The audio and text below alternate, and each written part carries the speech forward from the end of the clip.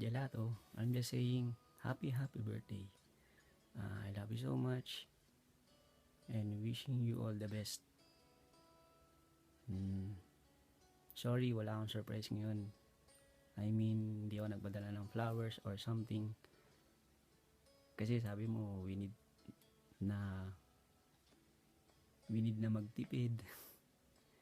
Kaya yun, gumawa lang ako ng video para sa iyo, para kahit paano na-surprise ka.